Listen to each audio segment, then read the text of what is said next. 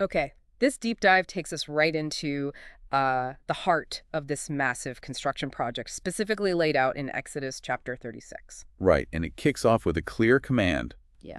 build the sanctuary.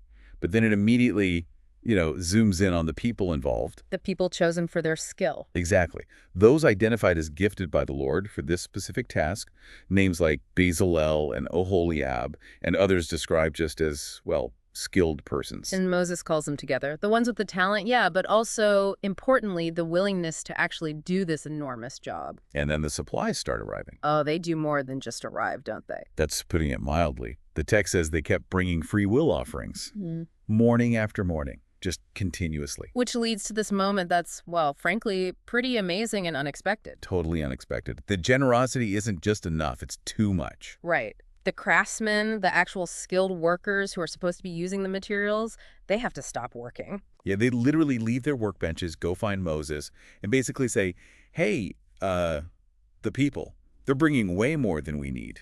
More than enough. Imagine that being the problem on a major project. It's usually the opposite, isn't it? Scarcity is the norm. But here, it's abundance, just overwhelming generosity. And Moses' reaction is decisive. He doesn't just say, oh, okay. He issues a formal order. A command, yeah. Sends word throughout the entire camp. Tells everyone to stop. He says, and this is the quote, "No man or woman is to make anything else as an offering for the sanctuary." Full stop. And the reason? Crystal clear. Yeah.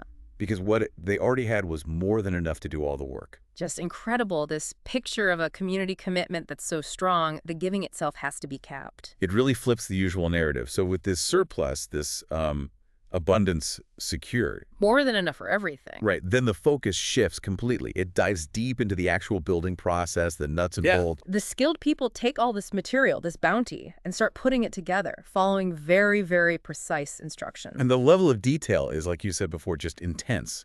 Let's maybe start with the coverings, the sort of skin of the structure. Okay, yeah. So first, the inner tabernacle curtains. 10 of them. Made from finely twisted linen and these really vibrant colors. Yeah. Blue, purple, and scarlet yarn. And not just plain fabric either. They had cherubim worked into them. By a skilled craftsman, it emphasizes. So you picture these intricate, probably winged, symbolic figures woven right in, adding beauty, maybe a sense of the sacred. And they were massive. Each one was 28 cubits long, 4 wide. A cubit being, what, roughly elbow to fingertip, around 18 inches? Yeah, something like that. So doing the math, that's a curtain maybe 42 feet long and 6 feet wide. 42 feet, each one. Imagine weaving that 10 times over with complex designs. Woo! Okay, so they take 5 of these huge curtains, join them together into one big set, and the other 5 into a second set. And how do they connect these two massive pieces? With 50 blue loops along the edge of each set, facing each other. And the fasteners. 50 gold clasps. Gold. To bring the two sets together so the whole thing becomes, as the text says, a unit. The detail even extends to the hardware.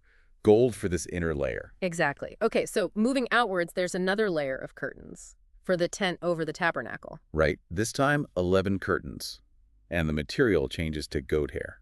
A bit tougher, maybe, and slightly different dimensions, too. 30 cubits long, still 4 cubits wide. 30 cubits, so like 45 feet long now. Yeah. Even longer. And again, they're joined. 5 into one set, the other 6 into another set. And the joining method is similar. 50 loops on the edge of the end curtain in each set. But this time the clasps are different. 50 bronze clasps. Interesting, right. Gold inside. Bronze for this outer tent layer. Seems very specific, very intentional. Definitely. Layer upon layer. Okay, so over the goat hair tent comes a covering of ram skins dyed red. And then finally, the outermost layer is described as a covering of hides of sea cows, is how the translation puts it. Yeah, some durable, water-resistant hide, presumably, creating this really protective outer shell. Specific material, specific order. Okay, that's the coverings. What about the structure itself, the framework? That brings us to the upright frames, made of acacia wood, solid stuff. Each frame, 10 cubits long, so about 15 feet tall, and a cubit and a half wide, which is what, just over 2 feet? Sounds right. And they had this specific design feature at the bottom. 2 projections set parallel to each other. Like tenons, maybe. Could be. And it says all the frames were made exactly like this, identical. Precision again, so quantity. 20 frames for the south side. And they stood on 40 silver bases, 2 bases under each frame fitting those projections. Silver bases, holding up the structure and the north side. Mirrored it exactly. 20 frames, 40 silver bases. Okay, so that's the long sides. What about the back, the west end? A bit different, 6 frames across the main part, plus 2 special frames just for the corners. Ah, corner frames. How are they described?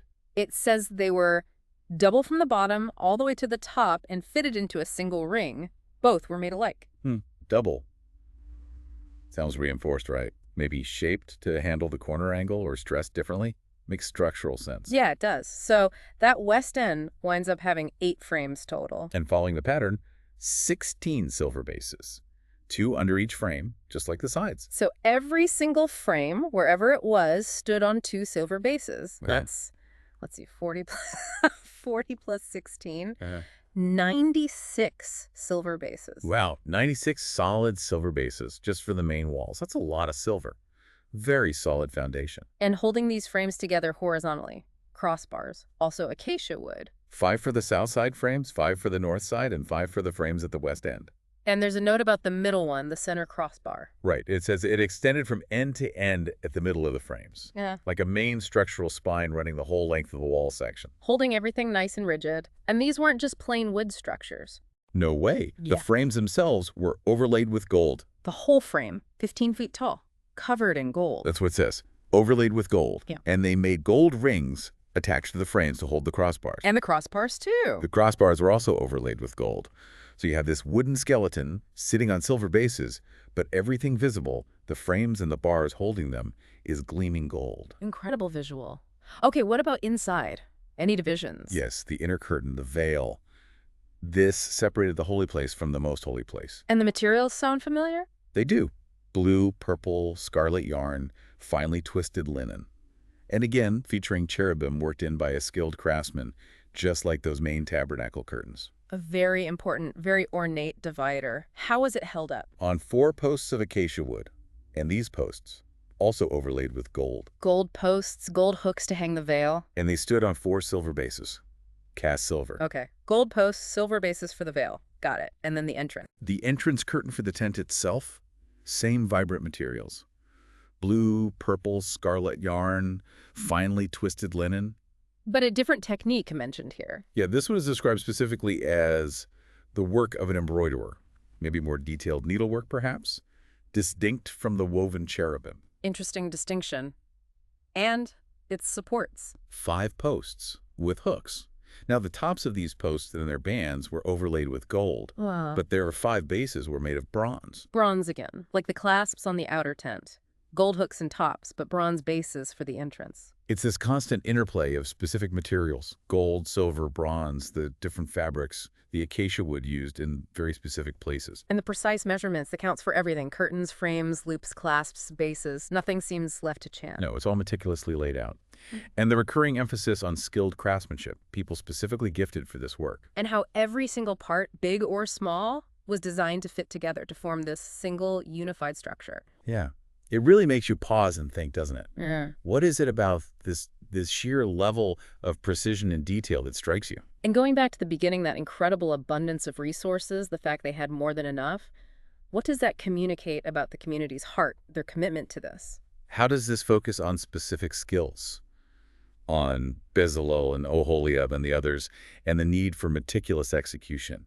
How does that resonate with maybe projects you've been involved in? Have you ever seen a project where someone's unique skill was just crucial, or where success really depended on getting every little detail just right? It feels like this passage gives us this powerful snapshot.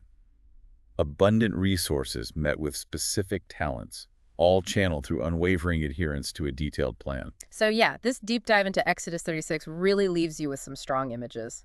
That extraordinary generosity leading to a surplus. So much so they had to say stop. Right. And then the recognition and use of these specific individuals gifted with the right skills. And just the almost overwhelming level of detail. Constructing the sanctuary exactly according to the plan.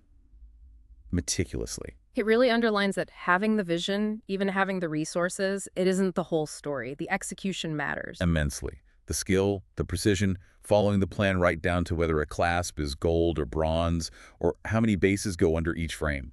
So maybe here's something for you to chew on.